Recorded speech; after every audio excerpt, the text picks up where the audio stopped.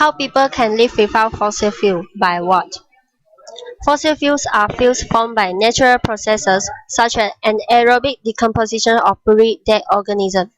Fossil fuels are generally considered to be non-renewable resources because they take millions of years to form and non-renewable resources are being depleted much faster than new ones are being made. Fossil fuels are important because they can be burnt, producing large amounts of energy per unit weight.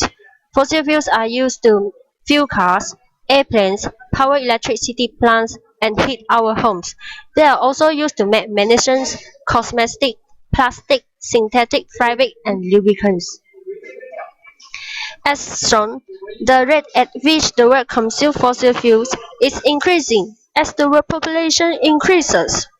So the world is rapidly running out of these resources because of its limited availability. Fossil fuels are bound to run out everywhere sooner or later, and that time is closer than we think. Do we really need fossil fuels? As ingrained as these natural resources in our industry, there are plenty of alternative energy technologies based on solar energy, wind power plants, and more. First off, hydrogen fuel cell. Hydrogen fuel cell is a fuel cell that combines hydrogen and oxygen to produce electricity, heat, and water. Often compared to batteries due to both generate electricity through chemical process. However, hydrogen fuel cell will produce electricity as long as hydrogen is supplied. Here, hydrogen is supplied and passed through catalyst, then become hydrogen plus ion. The electron from hydrogen runs through electric circuit.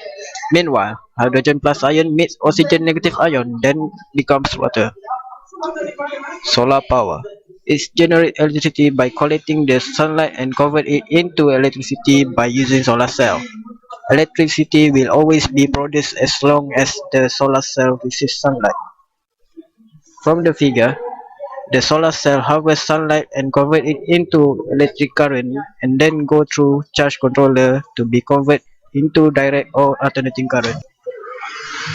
Nu- Now, we go to another alternative energy which is nuclear power. What do you know about it? Nuclear power or nuclear energy is use of exothermic nuclear processes to generate useful heat, electricity. It also converts nuclear energy to heat and electrical energy.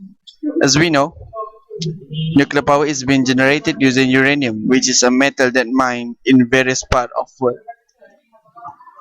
So, how does it work? It begins with nuclear fission processes that occur in a reactor. It will heat It will heat the water to make steam which is used to turn the turbines. They will generate the generator to produce electricity. Next, hydroelectric power. What it is? It's come from the flowing water. Water when it's falling by force of gravity, it can be used to turn the turbines and generator that produce electricity. It also converts kinetic energy to electrical energy. How does it work? The higher velocity of water will turn the turbines. The turning turbines will generate the generator and produce electricity that's being distributed to power station and transmit through power transmission cable. Besides encouraging technological development that eliminates fossil fuels from the supply stream, what should we do? First, make choice that resulted in half as much transportation. For example, use public transportation. This not only can save our travel costs but also can reduce carbon dioxide emission. Next, focus more on needs compared to wants. We could eliminate unnecessary and resource-wasting consumerism. Also, use less electricity and heat at home and at work.